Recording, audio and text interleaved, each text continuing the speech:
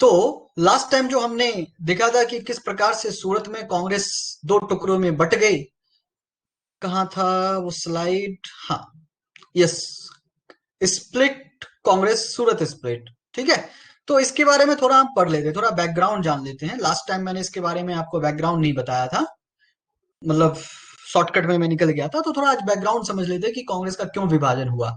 तो क्यों विभाजन हुआ ये शायद मैंने पहले भी आपको बता दिया था कि क्यों विभाजन हुआ। क्योंकि कांग्रेस की जो अनुनय विनय की नीति थी, यानी कि वो चाहते थे कि नहीं, जो ब्रिटिश सरकार जो है वो हमारे बातों से ही मान जाएगी, है ना। हम जब उनको अच्छे से बात करेंगे उनसे, जब हम उनको लेटर लिखेंगे, तो शायद वो इन सब चीजों से खुश हो जाएंगे यदि हम उसके खिलाफ कुछ ना बोले या उनके खिलाफ हम कोई ऐसा काम ना करें। हम संवैधानिक तरीके से, कॉन्स्टिट्यूशनल तरीके से अपनी मांग, अपनी डिमांड को उनके सामने रखेंगे, तो शायद कोई वक्त ऐसा आएगा कि उनका दिल पसीज जाएगा और वो हमारे सारे डिमांड को पूरा कर लेंगे। ये कांग्रेस की सोच थी। लेकिन कांग्रेस का एक गुट ऐसा था जो इन सभी चीजों से थक चुका था। वो क्विक एक्शन चाहता था और उसका क्विक रिएक्शन चाहता था और उसका क्विक रिजल्ट चाहता था। और वो रिजल्ट तो हमें ब्रिटेन से मिल नहीं रहा था या ब्रिटिश गवर्नमेंट से मिल नहीं रही थी। तो इसके कारण कांग्रेस में मनमुटाव हुआ, आपसी मतभेद हुए। और ये आपसी मतभेद की जो झलक है वो सिर्फ 1907 में ही नहीं, बल्कि ये जो 19th सेंचुरी, हाँ 1900 ईस्वी जो है उन्हीं से स्टार्ट हो गया था। ये जाते जाते आ गया था 1906 में, तो ये खुलकर दिखने लग गया था। 1906 में क्या हुआ था? 1906 में भी कांग्रेस का वार्षिक अधिवेशन, कांग्रेस का नेशनल कॉन्फ्रेंस होने वाला था। कहां पे होने वाला था? कोलकाता में, यानी कि तब का कलकत्ता, कलकत्ता में होने वाला था। तो उस टाइम पे भी दो दल तो हो ही चुके थे। एक जो उग्रवादी थे, जो एक्सट्रीमिस्ट थे, वो चाहते थे कि लाला लाजपत राय या फिर बाल गंगाधर तिलक, दोनों में से किसी एक को प्रेसिडेंट, कांग्रेस का प्रेसिडेंट यानी कि कांग्रेस का अध्यक्ष बनाया जाए। लेकिन कांग्रेस का एक दूसरा तबका था जो उदारवादी, जो लिबरल थे। वो चाहते थे कि डॉक्टर रास बिहारी घोष को कांग्रेस का अध्यक्ष बनाया जाए। तो इन दोनों के बीच टकराव हुआ। बाद में फिर आपसी सहमति के बाद, सर्व सहमति के बाद, उस टाइम पे दादा भाई नौरोजी को 1906 में जो है कांग्रेस का प्रेसिडेंट यानी कांग्रेस का अध्यक्ष चुना गया। तो ये बात यहीं पे खत्म हो गई, ठीक है। हाँ, लेकिन 1906 में एक चीज और हुआ जो सबसे इंपॉर्टेंट है, कि 1906 में ही कांग्रेस ने पहली बार अपना लक्ष्य जो है वह स्वराज रखा, यानी कि खुद का राज्य। हमें खुद का शासन चाहिए, स्वशासन चाहिए। तो पहली बार जो ये वर्ड जो है स्वराज, स्वशासन, इनका सबसे पहले जो यूज है वो 1906 में कांग्रेस के नेशनल कॉन्फ्रेंस कोलकाता में किया गया। ठीक है, इसके बाद आया 1907, क्योंकि कांग्रेस का हर साल कॉन्फ्रेंस होता था, वार्षिक अधिवेशन होता था। फिर बात आई 1907 की। सेम चीज, उस टाइम पे भी दो गुट थे। और ये दो गुट बने कब? दो गुट का रिएक्शन सबसे ज्यादा कब दिखने को मिला? जब बंगाल विभाजन हो गया था, है ना। जब बंगाल का डिवाइड हुआ था, जब डिविडेशन हुआ था बंगाल का, उस टाइम पे वो लोग आंदोलन करने के लिए निकल गए थे। चाहे वो स्वदेशी आंदोलन हो, बहिष्कार आंदोलन हो, या फिर अपने देशी शिक्षा के प्रचार का आंदोलन हो, चाहे कोई भी आंदोलन हो, इनसे दोनों गुट जो है एक दूसरे से भिन्न हो गए थे, अलग हो गए थे। और जो आपसी मतभेद जो था ये खुलकर दिखाई पड़ रहा था। 1907 में सेम वही हुआ। जो एक्सट्रीमिस्ट थे, जो गरम दल के जो नेता लोग थे, या जो उग्रवादी प्रवृत्ति के जो लोग थे, वे ये चाहते थे कि लाला लाजपत राय या फिर बाल गंगाधर तिलक, दोनों में से किसी एक को जो है कांग्रेस का अध्यक्ष बना दिया जाए। और कांग्रेस का जो जो ये अधिवेशन है, ये नागपुर में यानी कि मध्य प्रांत यानी कि एमपी में रखा जाए। ठीक है, लेकिन फिर कांग्रेस का दूसरा दल, वो फिर से लाला लाजपत राय या फिर बाल गंगाधर तिलक को उस टाइम पे प्रेसिडेंट बनने देना नहीं चाहते थे, अध्यक्ष बनने देना नहीं चाहते थे। उस टाइम फिर से उन्होंने उन्हीं का नाम लिया, डॉक्टर रास बिहारी घोष का। लेकिन इस बार फिर से वही हुआ जो कांग्रेस के, क्योंकि उस टाइम तक कांग्रेस में जो वर्चस्व था वो उदारवादियों का यानी कि लिबरल लोगों का ज्यादा था। तो उस टाइम पे फिर से जो एक्सट्रीमिस्ट की बातें थी, उस बातों को ओवरलैप करते हुए, ओवरपास करते हुए, फिर से डॉक्टर राज, मतलब फिर से यानी कि पहले 1906 में तो डॉक्टर रास बिहारी घोष को प्रेसिडेंट बनाने की बातें चल ही रही थी, लेकिन उस टाइम पे उनको ना बना करके दादा भाई नौरोजी को बनाया गया। लेकिन 1907 में फिर से वही हुआ कि डॉक्टर रास बिहारी बोस को ही, सॉरी बोस बोलता हूं मैं, डॉक्टर रास बिहारी घोष को ही जो है कांग्रेस का अध्यक्ष बनाए जाने का प्रस्ताव रखा गया और वो वही बने। तो ये बात अब उभर करके सामने आ गई। और उसके बाद 1907 में जो कांग्रेस के जो उग्रवादी जो संगठन थे, यानी उग्रवादी जो दल थे, जो एक्सट्रीमिस्ट थे, वो ये चाहते थे कि बंगाल विभाजन के बाद जो आंदोलन जो स्टार्ट हुआ है, चाहे वो स्वदेशी मूवमेंट हो या फिर बहिष्कार मूवमेंट हो, बहिष्कार आंदोलन हो, या जो भी आंदोलन हो, इसे पूरे भारत में फैलाया जाए। लेकिन कांग्रेस के जो लिबरल लोग थे वो चाहते थे कि नहीं, इनको सिर्फ और सिर्फ बंगाल तक ही सीमित रखा जाए और इनको खत्म कर दिया जाए, है ना, क्योंकि अब इसमें कुछ बातें नहीं रही। अंग्रेज हमारे बात नहीं मान रहे, अंग्रेज हमारे तभी बात मानेंगे जब हमको कॉन्स्टिट्यूशनल तरीके से अपनी चीजों को उनके सामने पेश करेंगे, उनके सामने प्रत्यक्ष करेंगे। ठीक है, तो 1907 में फिर यही मतभेद हुआ, तो फिर से जो है आपसी मतभेद खुलकर सामने आए, और 1907 में, हाँ 1907 में वो चाहते थे कि नागपुर में हो, नागपुर में इनका अधिवेशन हो, लेकिन नागपुर में ना होकर के कहां पे रखा गया, सूरत में। और उस टाइम पे कांग्रेस ने यह रणनीति बनाया कि जिस स्टेट में ये कॉन्फ्रेंस रखा जा रहा है, यानी कि जो स्टेट इसकी मेजबानी करने वाला है, उस स्टेट के किसी भी नेता को उसका अध्यक्ष बनाया नहीं जा सकता। उस टाइम पे जो सूरत था वो बंबई प्रांत के अंतर्गत आता था, है ना, बॉम्बे स्टेट के अंदर आता था। तो इसलिए, और जो तिलक थे, बाल गंगाधर तिलक, महाराष्ट्र के थे, और उनको फिर से बनने नहीं दिया गया। तो इस प्रकार से बातें खुलकर उभर कर सामने आ गई, और दोनों दल जो है 1907 में जो है दोनों अलग अलग हो गए। ठीक है, कोई यहां तक दिक्कत? उसके बाद 1907 से लेकर के 1911 तक अंग्रेजों ने तमाम तरह के कानून बनाए ताकि लोगों को यातनाएं दे सके, जो उग्रवादी प्रवृत्ति के लोग थे उनको यातनाएं दे सके। और तब तक जो है 1907 के बाद जैसे ही दोनों अलग हो गए, तो जो भी मूवमेंट उस टाइम पे चल रहा था वो मूवमेंट्स काफी ठंडा पड़ गया था। वो ठंडा इसलिए पड़ गया था क्योंकि कांग्रेस एक तो अलग हो चुकी थी, और उसके बाद जो जो बड़े बड़े नेता थे उनको गिरफ्तार कर लिया गया था। उनके बाद फिर से इस मूवमेंट में थोड़ा सा एक जो बल, थोड़ा सा जो फोर्स आया, वो फिर 1914 में ही आया, जब बाल गंगाधर तिलक फिर से जेल से वापस छूट करके आए। लेकिन इसके बाद एक नया आंदोलन, नए लोगों का आंदोलन एक और आया, जिसे इतिहास में, हिस्ट्री में क्रांतिकारी आतंकवाद कहा गया है। अब उनको टेररिस्ट या आतंकवाद की संज्ञा क्यों दी गई है, ये तो उस टाइम के किताब लिखने वाले ही जाने, लेकिन यदि उन्होंने आतंकवाद कहा है तो फिर हमें भी आतंकवाद ही बोलना पड़ेगा, यूपीएससी के सिलेबस में भी यही है। अब एक थे उदारवादी यानी कि लिबरल, दूसरे थे उग्रवादी यानी कि एक्सट्रीमिस्ट, और तीसरे थे क्रांतिकारी आतंकवाद यानी कि टेररिस्ट। ये तीनों में डिफरेंस साफ है। लिबरल आपको पता चल गया, उग्रवादी जो थे वो आंदोलन करते थे और वो एक्शन का रिएक्शन चाहते थे, यानी जो एक्सट्रीमिस्ट थे। लेकिन जो टेररिस्ट थे, वो टेररिस्ट आंदोलन तो करते थे, लेकिन आंदोलन के साथ साथ वो एक प्लानिंग, वो क्रिमिनल थे, मतलब क्रिमिनल साइकोलॉजी थी उनकी। मतलब वो लोगों की हत्याएं कैसे कर सकते हैं, जो अंग्रेज हैं, जो बुरे अंग्रेज हैं, जो बुरे अधिकारी हैं, उनकी हत्या कैसे की जा सकती है, उनको मारा कैसे जा सकता है। तो ये जो प्लानिंग था वो उन लोगों का था, उन तबकों का था, जिनको क्रांतिकारी आतंकवाद यानी कि इवोल्यूशनरी टेररिस्ट जिनको कहा जाता है। तो क्रांतिकारी आतंकवाद और उग्रवाद दोनों में डिफरेंस है। उग्रवाद मारते नहीं थे, वो आंदोलन करते थे, और जो उदारवादी थे वो आंदोलन भी नहीं करते थे, वो पत्राचार करते थे। वो अंग्रेजों को लेटर लिख करके भेजते थे कि भैया ये कर दो हमारे लिए। ठीक है, तो तीनों में डिफरेंस समझ में आ रहा है? तीनों में क्या क्या डिफरेंस था? तीनों अलग अलग थे। तीनों की जो आइडियोलॉजी, हालांकि सभी लोग यही चाहते थे कि हमारे देश में स्वशासन हो, लेकिन लोगों का जो डिमांड करने का तरीका था, वो डिमांड करने का तरीका अलग अलग था। ठीक है, तो इस प्रकार से कांग्रेस का क्या हो गया, बंटवारा हो गया। चलिए, इसके बाद हम आते हैं फॉर्मेशन ऑफ मुस्लिम लीग। सो हमने कांग्रेस की स्थापना देख ली, कांग्रेस का फॉर्मेशन कैसे हुआ 1885 में, हमने वो देख लिया। अब हम देखते हैं कि मुस्लिम लीग का संगठन कैसे हुआ। तो देखिए 1905 में ये जो मुस्लिम लीग का जो गठन है, 1905 में ही इनकी जो नींव थी वो रखी जा चुकी थी, क्योंकि 1905 में ही क्या हो गया था, बंगाल को डिवाइड कर दिया गया था।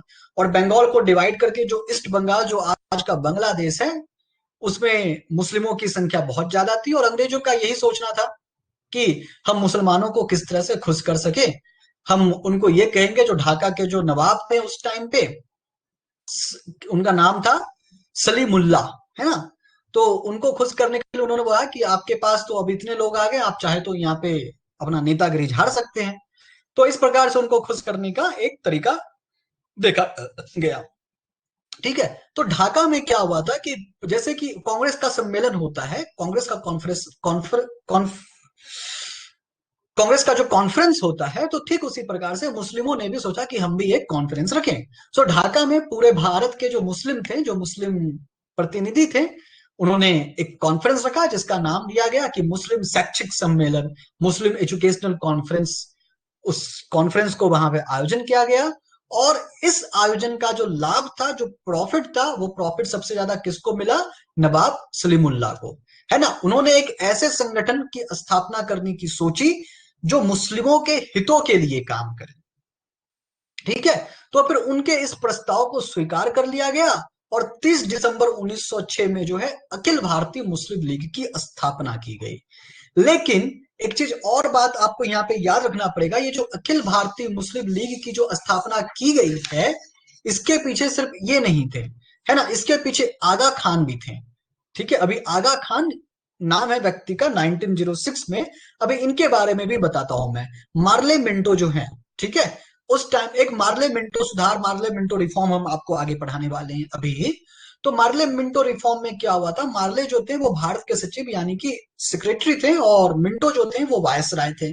तो इन दोनों से जो है आगा खां मिलने गए और उन्होंने बोला कि देखिए, हमारे मुसलमानों के लिए एक पृथक निर्वाचक मंडल होनी चाहिए, यानी कि हमारा जो इलेक्शन होगा हम ही लोग इलेक्शन करेंगे। या फिर मान लीजिए कि जैसे कि एक शहर में 100 लोग रहते हैं, जहां पे 40 मुस्लिम है और 60 अन्य जाति के लोग हैं, तो हमारा जो प्रतिनिधि होना चाहिए, हमारा प्रतिनिधि हमारे पॉपुलेशन के अकॉर्डिंग होना चाहिए।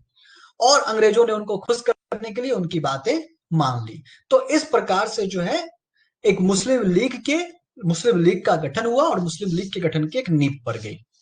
अब क्या हुआ था? Morley Minto reform. ठीक है। मार्ले मिंटो रिफॉर्म, जिसको हम 1909 के नाम से जानते हैं, जिसको हम गवर्नमेंट ऑफ इंडिया एक्ट भी कहते हैं। तो गवर्नमेंट ऑफ इंडिया एक्ट, जो मेरे पॉलिटी क्लास में है उन्होंने पहले पढ़ चुका होगा, इसके बारे में मैंने पढ़ाया है।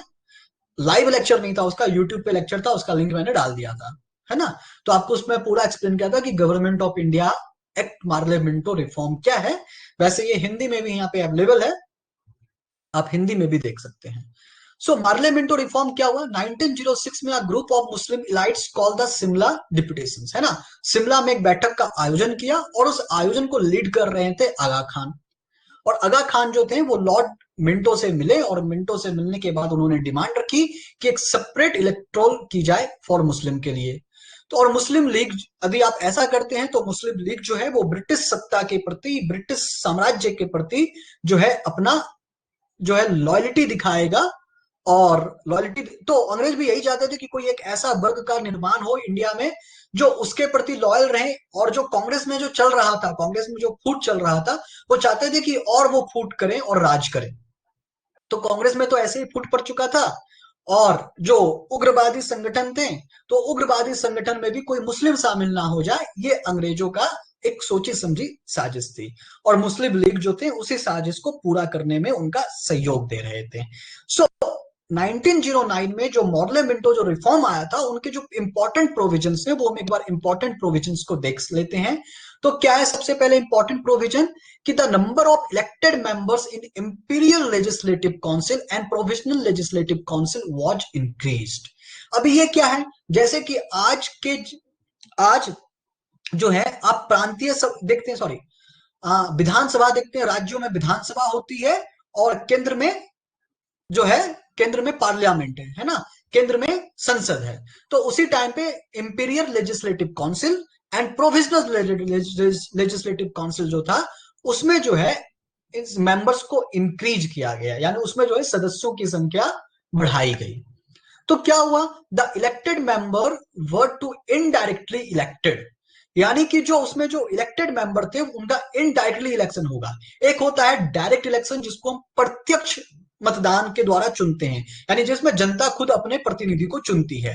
लेकिन ये क्या था? इनडायरेक्टली था। इसमें जनता ने किसी को चुना, कोई और किसी को चुनेगा, कोई और किसी को चुनेगा। जैसे कि प्रेसिडेंट का इलेक्शन होता है, प्रेसिडेंट के इलेक्शन में जो पब्लिक होता है, जो जनता होती है, वो डायरेक्ट पार्टिसिपेट नहीं करती है ना।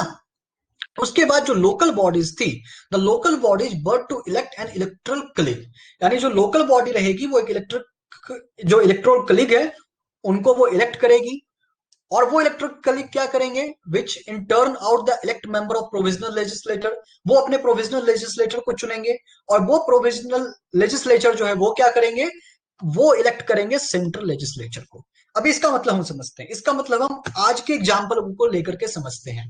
देखिए आज के एग्जाम्पल में क्या होता है, इस चीज को समझिए। सबसे पहले आज हम क्या करते हैं, जनता जो है वो राज्यों के विधानसभा के सदस्यों को चुनती है ना, यानी कि स्टेट लेजिस्लेटिव के मेंबर्स को चुनते हैं, जिसको आप लोग एमएलए कहते हैं, विधायक कहते हैं।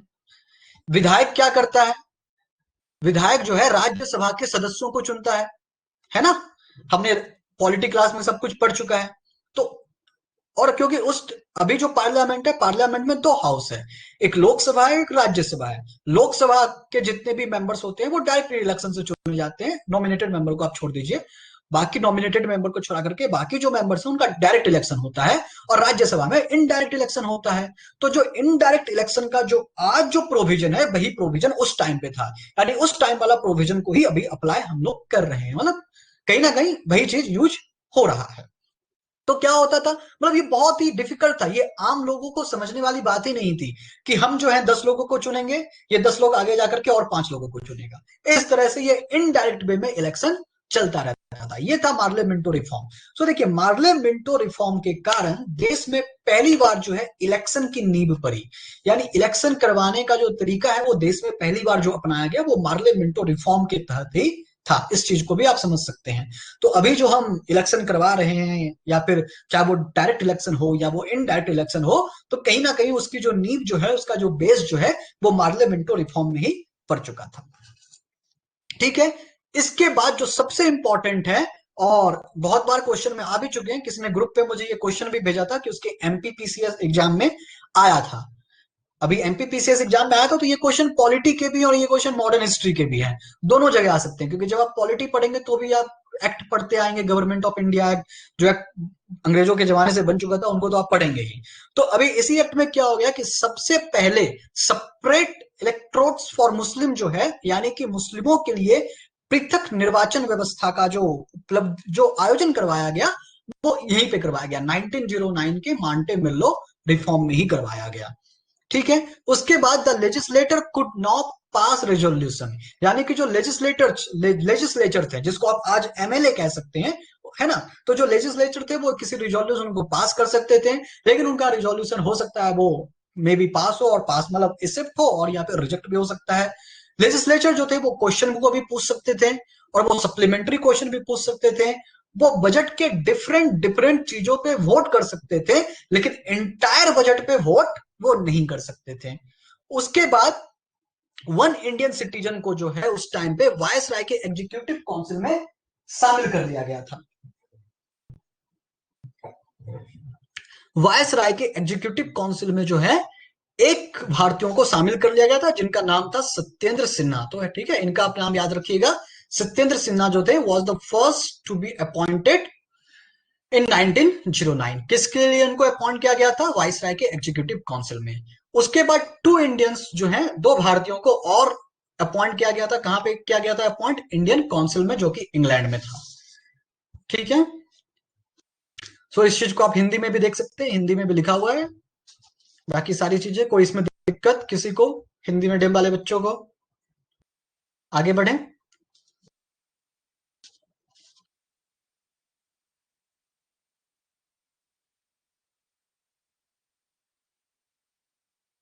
ठीक है, तो ये था मार्ले मिंटो रिफॉर्म।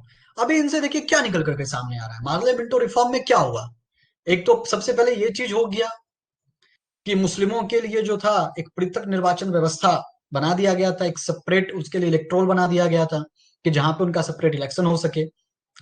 उसके बाद थोड़े बहुत मेंबर्स बढ़ाए गए लेजिस्लेशन में, है ना, यानी कि विधायिका में थोड़े बहुत मेंबर्स जो थे वो बढ़ाए भी गए, लेकिन कुछ भी जो पॉजिटिव जो चीजें निकल करके आनी चाहिए वो नहीं आई।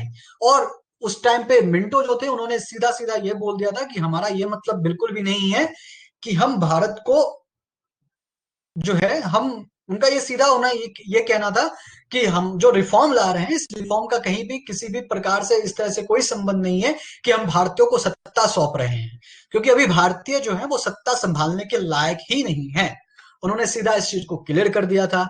तो जो उदारवादी कांग्रेस थे, यानी जो लिबरल कांग्रेस थे, उनका यह जो भ्रम था यह भी टूट गया, कि उनका जो ये भ्रम था कि कांग्रेस, ये ब्रिटेन जो है, ब्रिटेन की सत्ता कभी ना कभी तो मांग ही जाएगी, और शायद पार्लियामेंट रिफॉर्म उसी के लिए बनाया जा रहा है। तो उनका यह भी भ्रम टूट गया इसके साथ ही। ठीक है, तो आइए अभी इसके बाद जो है, हम जब इनका पार्ट 3 पढ़ेंगे, पार्ट 3 जो है ये पूरा कंप्लीट हो जाएगा। सो पार्ट 1 पार्ट 2 हमने पढ़ लिया है, पार्ट 3 में हमें पढ़ना है फर्स्ट वर्ल्ड वार। हालांकि फर्स्ट वर्ल्ड वार जो है वर्ल्ड हिस्ट्री का पार्ट है, लेकिन मैं सोच रहा हूं इसको भी इसी में कवर कर दूं, क्योंकि वो इसी टाइम पे हुआ था। तो फर्स्ट वर्ल्ड वार को मैं पढ़ा दूंगा, और उसके बाद कुछ ऐसे संगठन थे, क्रांतिकारी संगठन हो गए, या फिर एक्सट्रीमिस्ट लोगों का जो संगठन था, या फिर जो टेररिस्ट संगठन था, उन संगठनों के बारे में या उनके नेताओं के बारे में थोड़ा बहुत मैं बता दूंगा। फिर बाल गंगाधर तिलक के बारे में थोड़ा बहुत मैं चाह रहा हूं कि आपको मैं बता दूं। हालांकि आप चाहें तो बाल गंगाधर तिलक के बारे में, या फिर लाला लाजपत राय के बारे में, दादा भाई नौरोजी के बारे में, ये जो पर्सनैलिटी है, इस पर्सनैलिटी के बारे में यदि आप खुद पढ़कर अपने नोट्स बनाए तो ज्यादा अच्छा होगा, क्योंकि पर्सनैलिटी से डायरेक्ट क्वेश्चन मेंस में पूछ लिया जाता है कि इनकी क्या उपलब्धियां रही है, या फिर उनका क्या काम रहा है, उस पर प्रकाश डालें, उनका पॉजिटिव निगेटिव इम्पैक्ट क्या रहा है। तो कोशिश करें इन सब चीजों का आप नोट्स तैयार रखें, जितने भी फेमस पर्सनालिटी है अभी तक जो हमने फेमस पर्सनालिटी इसमें पढ़ा है, तो उसमें से क्या है, बाल गंगाधर तिलक है, लाला लाजपत राय है, डॉक्टर रास बिहारी घोष है, दादा भाई नौरोजी है। तो इन सभी के बारे में आपको एक अच्छा सा सेपरेट नोट्स बनाना पड़ेगा, ताकि आप हर एक पर्सनैलिटी के बारे में कभी भी कुछ भी क्वेश्चन आए तो आप जान सके। ठीक है, चलिए। तो आज जो है 2009 से लेकर के 2016 तक में, अभी तक मैंने जितना पढ़ाया है, 1905 से लेकर के 1915 वाले चैप्टर में जो भी क्वेश्चंस आए हैं यूपीएससी के प्रीलिम्स में, उन क्वेश्चन पे थोड़ा हम देखते हैं कि वो क्वेश्चन हमसे सॉल्व हो पा रहा है क्या नहीं। यदि आपने हमारा लास्ट क्लास अटेंड किया है और आज का क्लास यदि आपने अच्छे से सुना है, तो इस क्वेश्चन का आंसर देने में आपको बिल्कुल भी कठिनाई नहीं होगी। यदि आपको कठिनाई अभी भी हो रही है, तो इसका मतलब या तो मैं ठीक से पढ़ा नहीं रहा हूं, या फिर आप ठीक से समझ नहीं रहे हैं। हम दोनों में कमी हो सकती है, तो उस कमी को भी हम दूर करेंगे। चलिए, जैसे कि हितेश, पप्पू, ये लोग लास्ट क्लास में भी थे, रणधीर भी लास्ट क्लास में थे, तो मुझे लगता है आप तीनों का जवाब अच्छे से आ जाना चाहिए। चलिए, पहला क्वेश्चन यूपीएससी के 2016 में पूछा गया। क्या है question? What was the main reason for the partition of national Indian National Congress in Surat in the year 1907? वर्ष 1907 में भारतीय राष्ट्रीय कांग्रेस के विभाजन का मुख्य कारण क्या था? कौन मेरा टाइपिंग मिस्टेक करता है? कारण गलत है, ठीक है, कारण को ऐसे लिखा जाता है। आप लोग भी कोशिश करें, कभी भी आप गलती से भी हिंदी या फिर अंग्रेजी की वर्तनी में अशुद्धि ना किया करें। यदि आप ऐसा आंसर मेंस में लिखेंगे, जो पेपर चेक करने वाले होंगे वो चिढ़ जाते हैं। हाँ, आंसर रणधीर बता रहे हैं B, lack of confidence in extremist regarding the ability of moderate to negotiate with the British government. यानी कि हाँ, अंग्रेजी सरकार के साथ चरमपंथियों की वार्ता करने की क्षमता के बारे में चरमपंथियों में विश्वास का अभाव। बिल्कुल सही रीजन है। देखिए, इसमें 4 रीजन पूछा गया था कि लॉर्ड मिंटो द्वारा भारतीय राजनीति में सांप्रदायिकता का प्रवेश। देखिए, लॉर्ड मिंटो द्वारा ये तो 1909 में हुआ, 1907 में तो हुआ ही नहीं। तो पहला तो ऑप्शन ऐसे ही गलत है। मुस्लिम लीग की स्थापना ये 1906 में हो गई थी। ठीक है, मुस्लिम लीग की स्थापना से इनका कोई रिलेशन नहीं है। भारतीय राष्ट्रीय कांग्रेस का अध्यक्ष निर्वाचित हो सकने में अरविंद घोष की असमर्थता, ऐसा कुछ बात हमने पढ़ा ही नहीं है। लेकिन हमने जो बात पढ़ा है कि जो कांग्रेस का ही जो एक वर्ग था, वो कांग्रेस के ही दूसरे वर्ग से, यानी दूसरे लोगों से वो मतभेद था उनका। क्या मतभेद था? कि जो उनका जो बर्ताव था, अंग्रेजों के साथ लेटर लिखो या कॉन्स्टिट्यूशनल तरीके से अपनी मांग को रखो, तो वो उन सब चीजों से खुश नहीं थे, क्योंकि वो मांग, वो डिमांड पूरा हो ही नहीं रही थी। तो इसलिए ऑप्शन बी जो है वो सही है। ठीक है, कोई डाउट? नेक्स्ट क्वेश्चन 2016 में फिर से पूछा गया, 2 क्वेश्चन पूछे गए थे 2016 में इसी चीजों से। क्या है दूसरा question? Swadeshi and boycott first took place as a method of struggle during which event?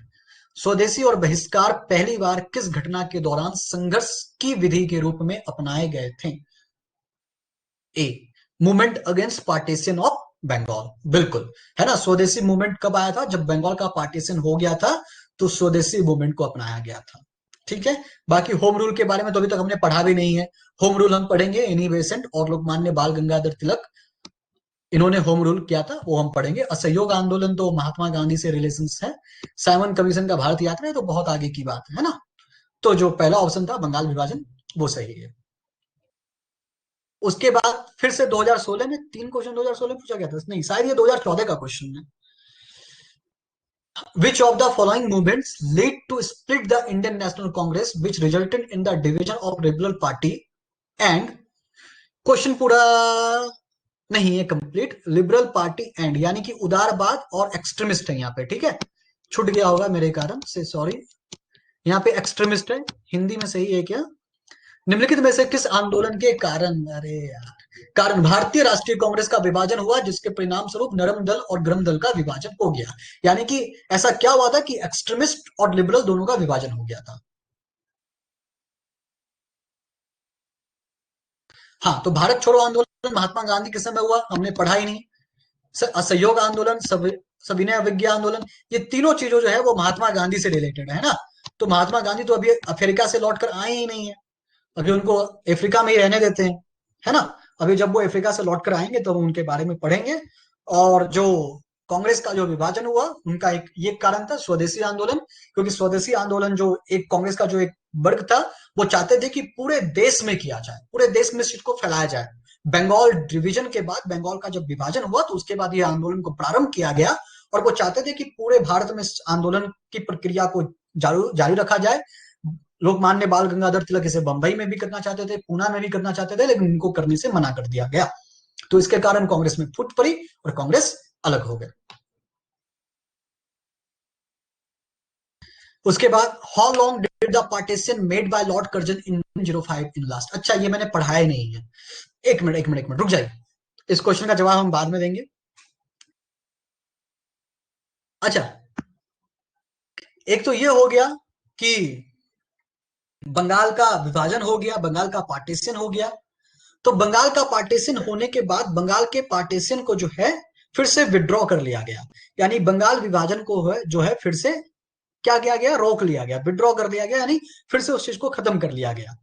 तो 1911 में जो है बंगाल विभाजन को वापस ले लिया गया। तो जब भी जैसे ही बंगाल विभाजन को वापस ले लिया गया, तो वैसे ही मुस्लिम वर्ग जो थे वो थोड़े और क्रोधित हो गए, क्योंकि मुस्लिमों को उनसे फायदा हो रहा था, उनको एक पूरा ईस्ट बंगाल ही मिल गया जहां पे मुस्लिम आबादी थी।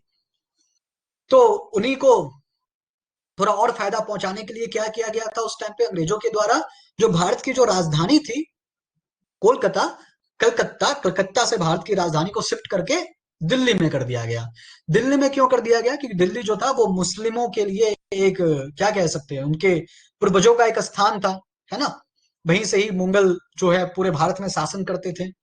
तो अंग्रेज जो थे वो मुस्लिमों को खुश करने के लिए ये किए कि चलो भारत की राजधानी को जो है हम दिल्ली शिफ्ट कर देते हैं। और उनके बाद पृथक निर्वाचन व्यवस्था का तो आयोजन लॉर्ड मिंटो ने कर ही दिया था। तो ये चीजें हो गई थी। और कांग्रेस, ये सॉरी, अंग्रेजों ने इसके विभाजन को इसलिए रोक दिया गया क्योंकि उस टाइम पे जो मूवमेंट्स हो रहे थे, उग्रवादी जो मूवमेंट्स हो रहे थे, जो एक्सट्रीमिस्ट मूवमेंट हो रहे थे, वो काफी ज्यादा बढ़ गए थे। तो एक्सट्रीमिस्ट मूवमेंट और ज्यादा ना बढ़ जाए, अंग्रेजों को और ज्यादा क्या बोलेंगे, उनको तकलीफ ना हो जाए, तो इसके कारण अंग्रेजों ने क्या किया, ये चाल चला और उसको कांग्रेस, जो कांग्रेस में फिर से बोलता हूं, जो बंगाल विभाजन था उस बंगाल विभाजन को विदड्रॉ कर लिया गया। ठीक है, तो चलिए, how long did the partition made by Lord Curzon in 1905 last? कब तक था? Until first world war in which British required Indian soldier and the partition was ended. First world war तक रखा गया। Until the evolution of the Curzon act at the royal court of 1911 in Delhi, ऐसा हुआ। Until Mahatma Gandhi started, until the partition in 1947 when east Bengal become east Pakistan. बताइए इसका जवाब। अभी just मैंने पढ़ाया है, अभी जस्ट मैंने ईयर मेंशन किया है, उस ईयर से ही आपको समझ में आ जाएगा कि जवाब क्या होगा।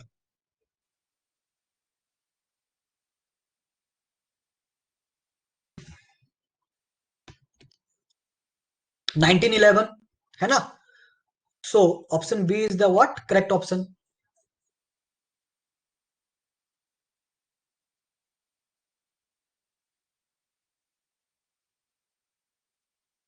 चलिए इसके बाद next question, what was the immediate cause of the launch of swadeshi movement. तो स्वदेशी मूवमेंट आंदोलन को प्रारंभ करने का तत्काल कारण क्या था? क्या था तत्काल कारण?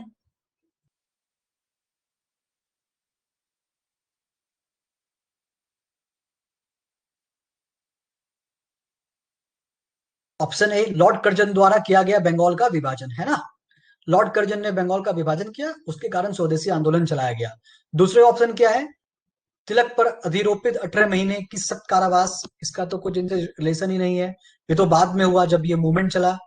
लाला लाजपत राय और अजित अजित सिंह की गिरफ्तारी मूवमेंट होने के बाद हुआ। चापेकर बंधु की हत्या, इसके बारे में भी हम नेक्स्ट क्लास में पढ़ेंगे।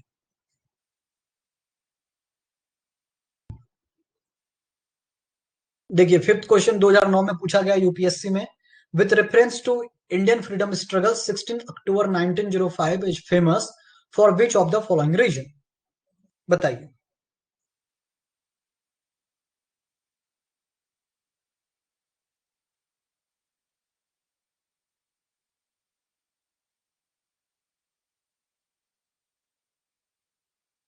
क्या हुआ था 16 अक्टूबर 1905 को?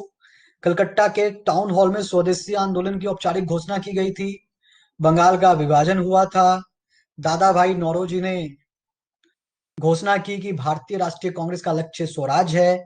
देखिए दादा भाई नौरोजी ने घोषणा कब की थी? भारतीय राष्ट्रीय कांग्रेस का जो लक्ष्य स्वराज है वो उन्होंने 1906 में किया था, है ना। ये चीज हमने आज ही पढ़ा है, इस चीज को याद रखिएगा, क्योंकि एमसी यूपीएससी ने एमसीक्यू में इस चीज को उठाया है। इसका मतलब ये है कि आगे जब यूपीएससी कभी क्वेश्चन पूछेगी तो हो सकता है ये स्टेटमेंट वो फिर से कॉपी पेस्ट करके दे सकती है किसी और चीजों के लिए, सही या गलत के लिए, तो इस चीज को ध्यान रखिएगा। लोकमान्य तिलक ने पूना में स्वदेशी आंदोलन आरंभ किए। स्वदेशी आंदोलन तो 1905 में ही आरंभ हुआ था, उसके आसपास ही, लेकिन 16 अक्टूबर 1905 जो है ये किस चीज के लिए इंपॉर्टेंट है बताइए आप लोग। देखिए दो चीजें तो नहीं है, दो में कंफ्यूजन है।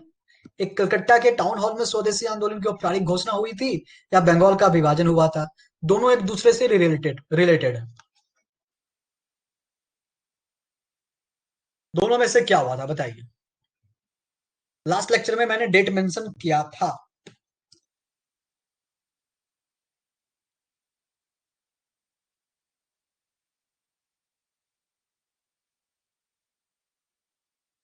ऑप्शन बी, बंगाल का विभाजन, है ना।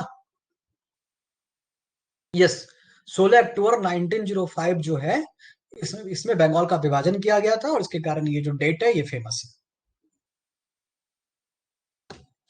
कोई दिक्कत यहां तक? नहीं। अच्छा, लास्ट टाइम आप लोगों से मैंने एक मेंस का क्वेश्चन दिया था, और मैंने बोला था कि मुझे संडे तक आप लिख करके दो। किसी ने मुझे दिया नहीं, क्यों भाई? पढ़नी नहीं है? चलो, जो लोग मेरा रिकॉर्डेड वीडियो देखना चाह रहे हैं उसके लिए बाय बाय। आप लोग देखते रहिएगा, अभी मैं इन बच्चों से बात कर लेता हूँ।